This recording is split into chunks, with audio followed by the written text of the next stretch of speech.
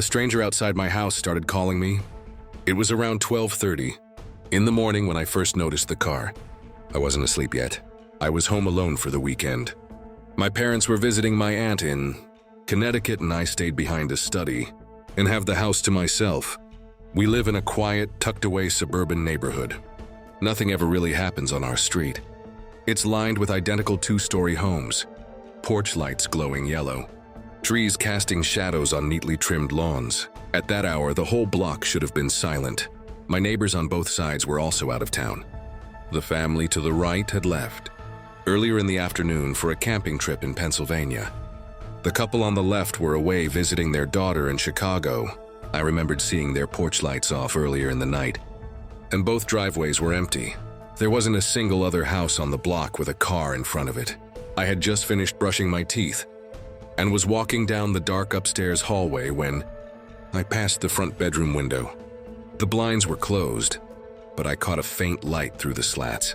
It wasn't bright, just a soft, steady glow. I paused. I leaned closer and peeked through the blinds. Parked directly in front of our house was a car. It wasn't running. It wasn't pulling up. It had clearly been there a while.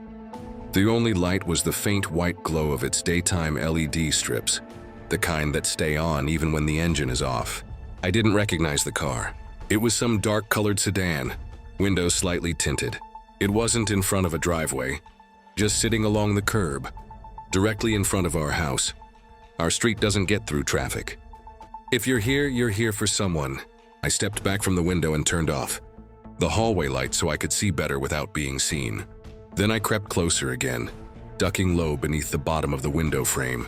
The blinds were still closed, but I lifted one gently with 2 fingers.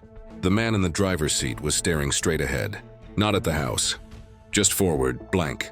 I couldn't see his face clearly, not in detail, but I could make out the outline of his head. Short hair, still. Eyes pointed straight toward the front of the car. His hands weren't on the wheel. He wasn't moving, just sitting there like he had been frozen that way. I stayed crouched. My knees started to hurt, but I didn't move. Something about the way he wasn't doing anything felt worse than if he had gotten out. Then I saw it, a faint flicker, the light of a phone screen lighting up the inside of the car for a few seconds. He was using his phone. That's when I moved. I backed away from the window slowly, staying low.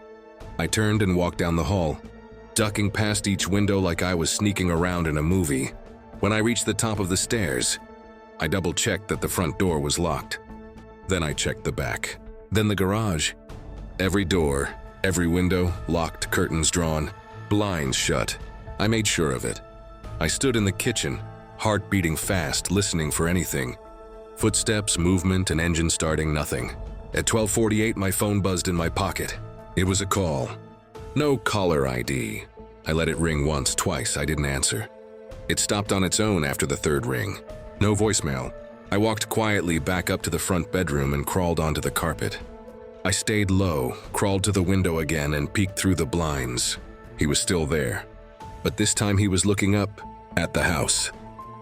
His face was partially lit by the glow of his phone screen again.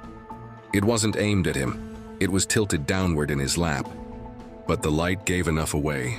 He was staring up, not at the window directly, but toward the 2nd floor. My floor. I dropped the blind. I lay flat on the carpet, the kind of flat where you can feel your heart in your chest. A minute later, my phone rang again. No caller ID. I didn't answer. I stayed there on the floor, watching the screen. No message, nothing. At 1:04, I got another call. This time I answered. There was no voice, but I could hear something. Not breathing, not static. It was the sound of someone walking, footsteps on what sounded like gravel or crushed leaves. The steps would stop, then start again. One at a time, measured. I didn't say anything. The line went quiet. Then a single noise came through, a soft clicking sound, like someone pressing a button on a car key fob. Then the line went dead. I stayed on the floor for a while after that. I didn't even realize I was holding my breath until I had to let it out. I crawled over to my desk and opened the drawer slowly and quietly. Grabbed the flashlight I kept from summer storms. Then my extra phone charger. Then my laptop. I started texting my parents, even though I knew they were probably asleep. I told them there was someone parked in front of the house. that I was fine, that the doors were locked. Then the landline rang. We still have one in the kitchen. Old school cordless. It hardly ever rings. It rang loud, piercing, echoing through the whole house. I jumped to my feet. My phone was still in my hand and it lit up at the same time.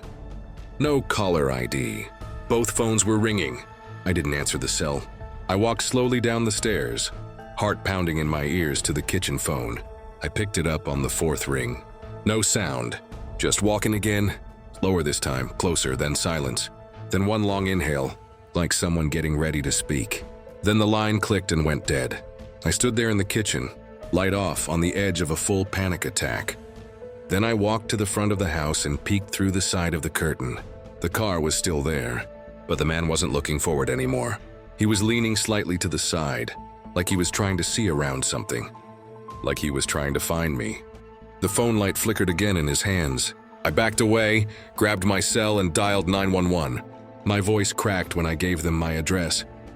I told them there was a man in a car parked in front of my house. He hadn't gotten out. He hadn't done anything. But he had been there for over an hour. He was calling me, calling the landline. I didn't know how he had that number. The dispatcher asked if I could see him now. I moved back to the window, looked through the blinds.